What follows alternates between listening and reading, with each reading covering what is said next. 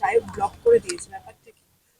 কারণ হচ্ছে আমি ওকে নিয়ে ট্রোল করেছি, তাই জন্য ও, তোমরা সবাই হয়তো অনেকে দেখেছো বা ভিডিও করেছো, ও যেটা করেছে আমি সেটা সমর্থন করিনি। তো এতদিন আমার ভালো বন্ধু ছিল, বন্ধু বলবো না, আমাদের সাথে অনেক ঝগড়াঝাটিও হয়েছে, বাট কোথাও না কোথাও অনেক কিছু ঘটেছিল। তো আমি সেই জন্য একটা রোস্টিং ভিডিও করেছি, কারণ আমি সমর্থন করিনি। তো সেইটা নিয়েও ব্লক করে দিয়েছে।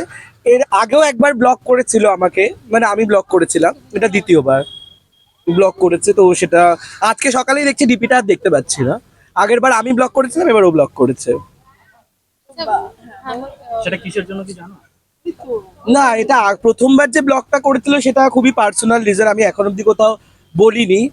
তো দ্য থিং ইজ হচ্ছে, যেহেতু তোমরা আছো আমি আজকে সত্যিটা বলেই দিতে চাইছি। সেটা হচ্ছে আমি আজ থেকে 3-4 বছর আগে ওর বাড়িতে গেছিলাম শুটিং করতে একটা ভিডিও আমার।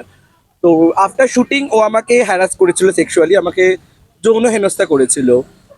তো সেইটার পরে আমি ব্লক করে দিয়েছিলাম। এই ঘটনা আমি কখনো বলিনি, আমি হয়তো লাইভেও আসতে পারতাম এই ঘটনা নিয়ে, কিন্তু কখনো আমি স্বীকার করিনি এই ঘটনাটা। কারণ হচ্ছে আমি ভেবেছিলাম না, হয়তো ও নেশা করে ভুল করে ফেলেছে। কিন্তু তারপরে সব সত্যিগুলো যখন বাইরে এসে আমার মনে হলো যা বলে দেওয়াটা দরকার, এবং আজকে আমি তাই বলে দিচ্ছি। সেই ট্রমাটিক দিনটার কথা আমি এখনো, মানে আমাকে হন্ট করে। তো সেই জন্য আমি কি বলবো আর, মানে তো আবার চেয়ে তারপরে হয়তো অনেকবার ক্ষমা চেয়েছিল আমার কাছে, এখন আবার আমাকে মানে ব্লক করে দিয়েছে, যেহেতু আমি আবার ওকে নিয়ে মজা করেছিলাম।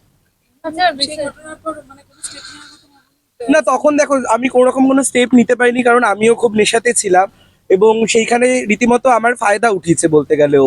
এবং আমি তারপরে সেই সময় একটু ভয়ই পেয়ে গেছিলাম কোনো রকম ভাবে, যে মানে ওর যেহেতু অনেক রকম চেনা জানা আছে, যে আমার কি হবে না, আমি বলবো না বলবো। তো একে একে যখন সত্যিগুলো বেরোচ্ছে, কারণ লোকে হয়তো আমার কথা বিশ্বাস করতো না, কারণ ওর একটা so call television artist good image ছিল। তো সেই গুড ইমেজে দেখো আমাকে কেউ তো তেমন সিরিয়াসলি নেয় না, কারণ আমি মজার মতো ভিডিও করি। তো আমি যদি বলতাম, সবাই আমাকে মিথ্যাবাদী বলতো।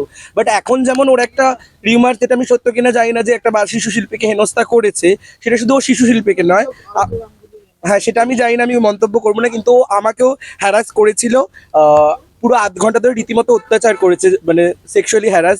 তো এই ঘটনাটা আমি আজকে বললাম, আশা করি এরপরে আমি আইনি পদক্ষেপও নিতে বাধ্য হব, কারণ যেহেতু সত্যতাটা বেরোচ্ছে, আমিও তাহলে, মানে আমি ভেবেছিলাম হয়তো আমার সাথে করেছে, কিন্তু যেখানে শুনতে পাচ্ছি অন্য লোকেদের সাথে এই ঘটনাটা ঘটেছে, তো এটা তো অ্যাকসেপ্টেবল নয় না শায়কের জন্য। তো আমি এটার প্রতিবাদ নেব। আচ্ছা, এটা তাও মানে কারণ এতদিন বাদে আমি সেই কথাটাই বলবো, কারণ বললে কেউ বিশ্বাস করতো না। এখন তো আমি যে কোনো একটা পার্টিকুলার নাম বলতেই পারি। এবং তারপরে আমি মনে করেছি ঠিক আছে, যে নেশার ঘরে করেছে, হয়তো আমি একা স্ট্রং আছে, আমি হয়তো কাটিয়ে উঠতে পারবো, কিন্তু ওই ট্রমাটা আমাকে এখনো হন্ট করে, ও যেইভাবে আমার উপর অত্যাচারটা করেছিল, সেটা আমি তারপরে যদি কথা বলতে পারিনি।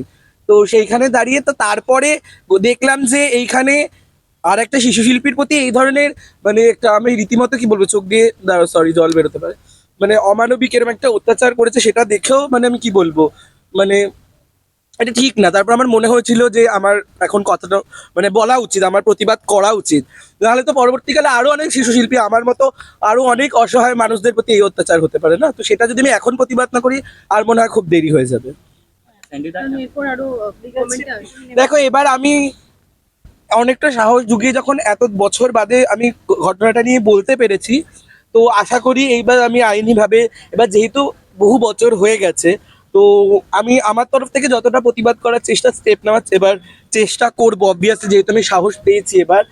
তো আশা করি আইনেরও আমি এবার দ্বারস্থ হব, এবং আমি আমার ন্যায় বিচার মানে চাইবো এবার আমি পুরো সবার কাছে। Thank you.